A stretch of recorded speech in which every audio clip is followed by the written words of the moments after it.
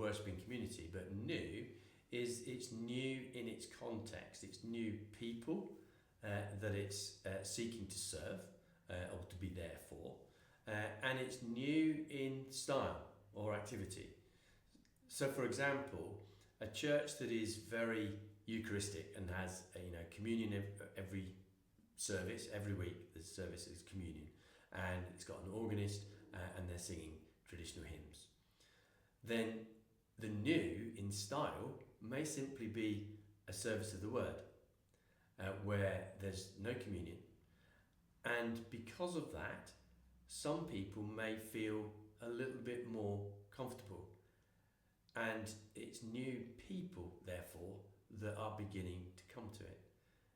Another place may actually decide to ask people who don't come why and what style might mean that they would like to. Because many people are open spiritually and open to God, but they just don't like what goes on a Sunday morning.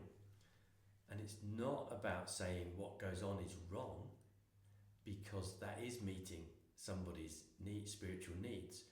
And in order to cherish and value that, we keep that there, but we allow something else to be going, which is the new in that one place. Great. And does it have to be in the church setting? Not at all. For some places, the church setting may not actually lend itself to being creative in how you lead worship. Some places, I know a church that's got old boxed pews, and historically it's a lovely place, wonderfully carved, but you try and do something where you want people to move around, and it's very difficult. If you wanted people to discuss or talk about a Bible passage in order to understand it rather than simply listen to a sermon, then the church itself might not help. Also, there may actually be a hall, a village hall, or a church hall that is warm and comfortable and has toilets in and a kitchen, where for people who've never been to church before, it might actually be far more welcoming and comfortable for them.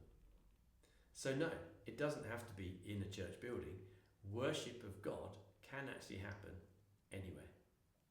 Thank you. And what doesn't constitute worship? You've got people gathered, you've got an after-school club or a cafe church.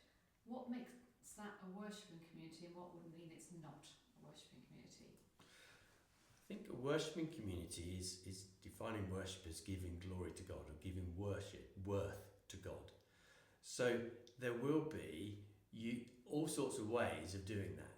We traditionally use singing in hymns, and we have prayers, but we might speak prayers, but you can do prayers through a piece of artwork. You could actually give praise to God by creating a piece of art or a piece of dance or making up some music. There are psalms in the Bible which are songs. You could actually write, there's a style to it, but write your own psalm as a praise to God. So there's all sorts of ways of being creative in worship. But worship does involve, as I say, giving worth to God, the prayer, reading of the scriptures, because that's all about how God communicates with us. And if we value God, we want to listen to him, we want to rely on him and trust in him. So that's where that is. It's not simply about picking up one particular book and doing the same thing week after week. So it doesn't have to happen on a Sunday, it doesn't have to happen in a Sunday morning service, it can happen any time of the week? Indeed, it can happen any time of the week, it can happen anywhere. It could happen in COVID, we were having to leave our buildings, but we were able to then meet outside. We could go for a walk. I'd go for a walk with the dog and I would worship, just me. And then when we could meet with a few other people, sometimes we were able to do that, but it was outside. I had a harvest festival service that was people drove their cars onto a field and stayed in their car, but we were able to have a service. And it was outside. It wasn't recognisable as what we'd done in the past, but worship service, and it was what we were able to do at the time in the context. I think, what's your message then to people who find it hard to take into account of these different kinds of worship? How does it all fit together as a worshipping community? You've got lots of different things happening in different places, but how does it sort of come together as a church? As a church community? We use a phrase, the mixed ecology church, which is almost like an umbrella. Church is the whole gathering, and we in the Church of England have a governance structure in the local parish where we have a church council who are responsible for all that goes on within that parish. Now, a mixed ecology of church means that all these different varieties or styles of worship, and even the different groups of people that meet together, who may not meet everybody else in all the other different groups at one time, can still be part of one church. And that's a mixed ecology of church, because there's multiple facets to it. It's a bit like any of our extended families, if you like.